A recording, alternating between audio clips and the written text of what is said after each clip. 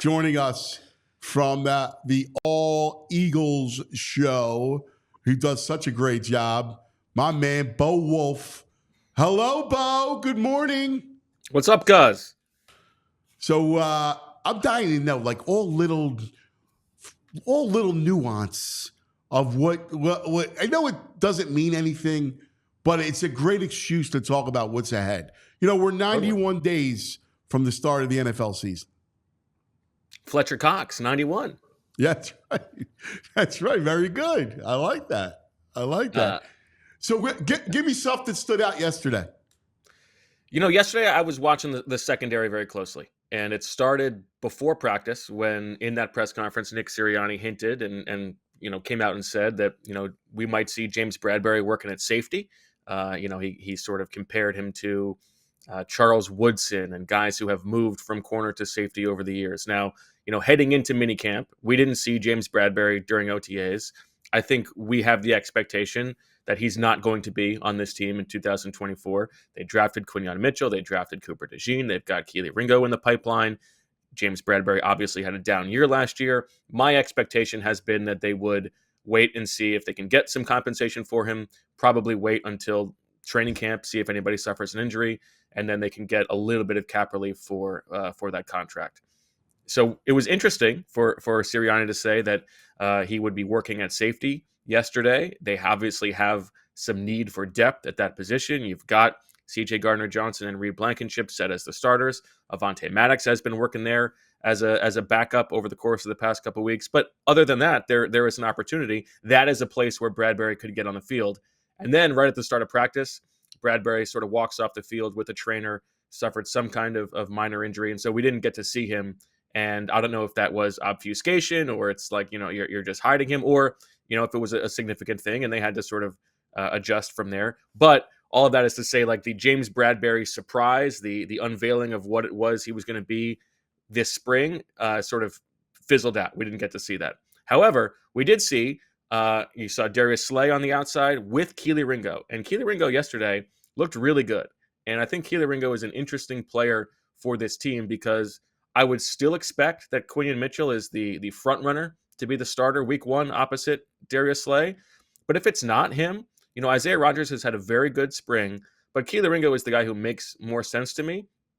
And Keely Ringo has a real chance. Like if you are dreaming about the future of the Eagles secondary, what it could look like, call it in 2025, Ringo and Mitchell on the outside with DeJean playing the nickel, like that could be really nice. And if those guys hit, then all of a sudden you have sort of solved that position, this position that has been such a turnover over the course of the past decade for the Eagles. They could be in good shape there.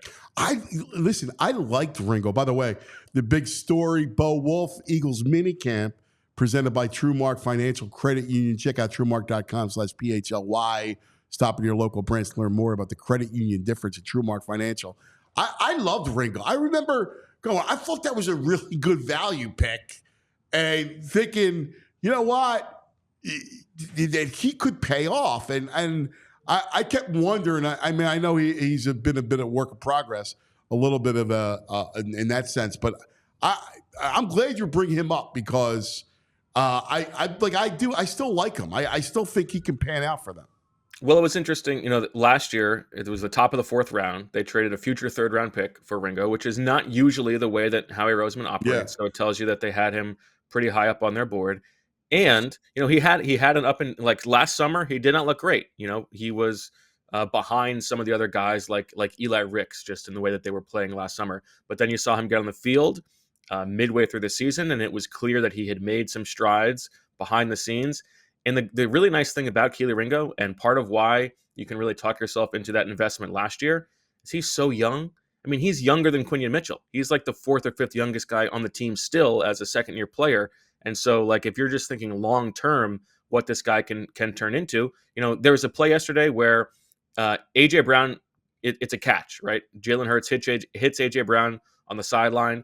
But A.J. Brown is as physical and dynamic as anybody that you're going to see in the NFL. And Keely Ringo was all over him. It was a tough, contested catch. And I thought that, like, that was a play where, yeah, on the stat sheet, it would have gone down as a catch, but it showed you that he does have the physical tools to potentially hang in the league.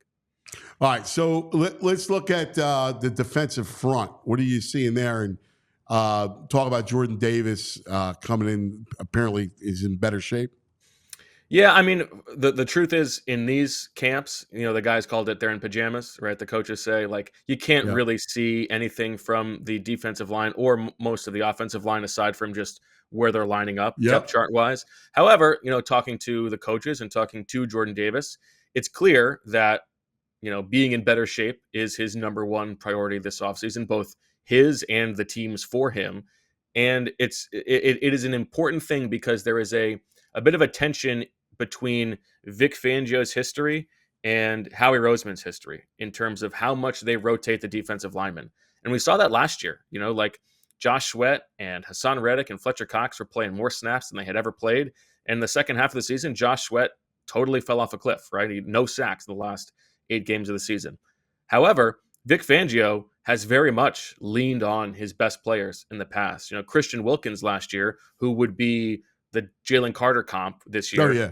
played Yeah. like almost 80% of the snaps for Yeah. them, which would be way more than a defensive lineman has played for the Eagles over the past decade. And so I would expect that Jalen Carter and Jordan Davis are going to be asked to play a lot more snaps than they did a year ago. And so, yeah, they have to be in better shape in order to be able to withstand all of that. Yeah. The other interesting thing. Let's go to the other side of the ball for a second. Is wide receiver depth. I know John Ross is back, and what do you see now? Obviously, Howie, we're a long ways away once training camp starts, and he'll keep an eye out and see who's on the street. But what do you kind of see from that position when it comes to wide receiver depth? Yeah, it's interesting, and they've thrown a lot of darts at the board, right? Yeah. And one of them has already flown away in Devontae Parker. Nick Sirianni was asked about this, and he said, they don't have to. It doesn't have to be the same guy. They can answer that with a bunch of different ways, right? It could be 12 personnel, and he's talking up Grant Calcaterra as a guy who has flashed for them, but to be fair, has been in the league for 2 years and has never had more than like 10 catches. Yeah. It could be Paris Campbell, who offers a little bit of speed. It could be Anaya Smith if he is able to come early. But we did this exercise on the show last week. Like all of the Eagles for the past 15, 20 years, like the best season you're thinking about is like John Hightower with like 11 catches for 200 yards or something like that. Like it is unrealistic. That's a bust out name. Yeah. Yeah, and that's Jason Avant, it's a 4th round pick, turns into a great slot receiver, but as a rookie, he had like 7 catches, right? Like it doesn't often happen early for these guys, and so they're going to have to get a little bit lucky, I think. Now it'll be somebody. It could end up being Britton Covey takes some of those snaps. I think ideally they would like it to be somebody on the outside so that they can move Devontae Smith and AJ Brown into the slot and create mismatches that way. But that may not be what they have. The other really important thing here is like finding who that 4th option in the passing game is a thing that it just may not matter to Jalen Hurts because he doesn't throw to those guys very often. Now, maybe that's just because there hasn't been a great option, but we saw all the time on tape last year, like Alberto Kuegbenam just sitting wide open past the sticks and Jalen Hurts not throwing him the ball. Same thing to Olamide Zaccheaus and Quez Watkins. Like whether or not they were open, they didn't get the ball. And frankly, like you can't really fault Jalen Hurts for not throwing the ball to A.J. Brown and Devontae Smith, but maybe we overstate how important that person is. I think what's more important about it. I don't know, brother. I'm a big believer.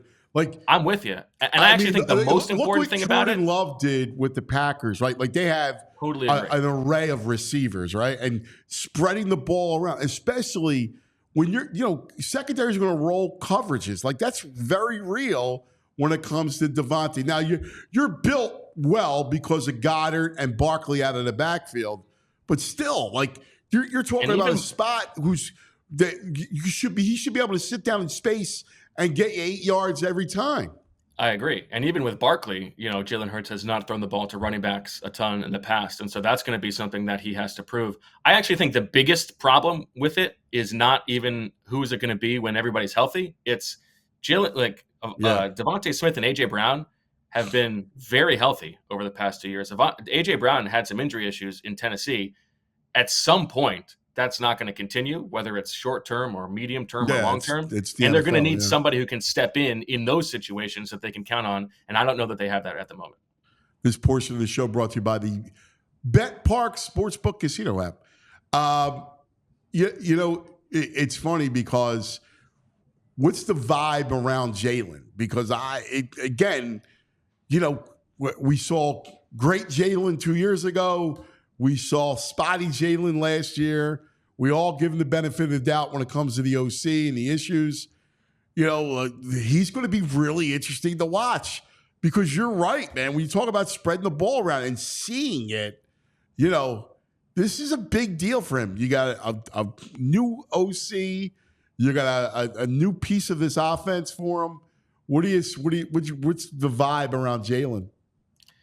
Yeah, I mean, I don't want to make too much of spring practices, right? Like this is one tiny little piece of the puzzle. And at the same time, they're installing a new offense. So there are lots of moving parts. At the same the stuff right now should be weighted towards the offense, right? Like the passing game should look really crisp. And Devontae Smith was gone for the last 2 weeks, but last week he has got 2 interceptions in the middle of practice. Yesterday he had an interception on the second throw of 7-on-7s. It has not been the most crisp passing that I have seen from him. He is not typically like the greatest practice player. He is more of a gamer than a practice player. But in terms of like the big expectations for him, I want to see something added to his game this year, right? And whether that is finding the fourth option in the passing game, working your way through the progressions a little bit more, whether it's just getting back to the athletic dynamism that he had in 2022, which was gone last year, adding that back to his game, that would be great. Do you think they're going to use him more in the run game? I don't think they're going to use him more, but I think they need to use more him than last year because he didn't, right. I think part of the theory behind paying up for Saquon Barkley is that you don't have to lean on Jalen quite as much. Yeah. But I mean, when he has a chance to go get a first down, I hope that he takes it. And I hope that they are using it enough that it changes the math for defensive front sevens, that they have to respect him, right? Well, I actually like the way they deployed him 2 years ago, right? Like totally. Like they protected him. Like when he got hurt at the end of the year, that was in the pocket he got hurt, right? So it wasn't like he was getting hurt on a run play. I thought he protected himself pretty well when he got to the outside. He usually does a good job, in getting out of bounds, and he has like a very efficient way, at least in 2022, of like the exact straight line to as many yards as he can get without getting hit. He's done that well in the past. He did it not as well last year, and you saw him like sort of sliding and doing those give up slides a bunch. I would absolutely like to see him get back to that. I am very curious to see how it looks this year. Yeah, I am too. By the way, how's Pickett look? He looks fine. I'm not moved too much either way. Like it's not like a huge arm. I personally kind of like Tanner McKee like a little bit more just in terms of I love McKee's arm. McKee has a nice arm. He does. He's a big guy. It's an easy throwing motion. Pickett has to work a little bit harder to get the ball there, but he's made a couple nice throws down the seam. Throws to the outside have sort of floated a little bit for my eyes. Okay, yeah, that's interesting. What about Sirianni? How's I guess he was in pretty jovial spirits because he talked about the whole Giants fans and how they were busting this shot. Yeah, he was ragging on the guys during special teams yesterday. They were doing a drill where they're practicing downing the punt inside the 10, inside the 5, and poor Sean Stevens, this rookie who made the team as a tryout player, has a ball. He's underneath at like the 4-yard line waiting to catch it, and he lets it bounce and it goes past him, and Sirianni just gets livid. And it was sort of like he was looking for an excuse to get mad and to really coach them up, right? It's like we got to pin him deep. This is what we work on this so much. We got to do it. And poor Sean Stevens doesn't make it happen. And then later in the drill, Josh Jobe does a great job, and Sirianni's all about that. And then the next one, Quinion Mitchell goes, and he doesn't do it. Like he misses the opportunity, and Sirianni's furious again. Now, to be fair, probably maybe a chess not checkers move from Quinion Mitchell. Like, you don't need me being a gunner. You didn't draft me in the first round to do this, right? Like, I can't do it. You might as well put somebody else on this job. But it was sort of like, Nick needed an excuse. And I wanted to ask him about this yesterday. I will ask him about it later this week. Like the on-field coaching of young guys in practice, it does feel like one of his like favorite parts of the job. I don't think that he loves sort of like the, backroom machinations and the like internal politicking and stuff like that. We know how excited and manic he can get during games, but like the individual coaching, I feel like is a thing that he takes pride in. And so I think he does sort of enjoy that process. Yeah, that's cool. Bo, always great, man. What time you guys on today? 3:30. So we'll have full reaction from what we see today during the second minicamp practice with Zach Berman live at 3:30. Excited to do it. I love it, man. I can't wait for it. You guys are killing it. Great stuff, my brother. Thanks, guys. Thanks, buddy. There he is. Bo Wulf, the All PHLY Eagles Show. We all city like the mayor.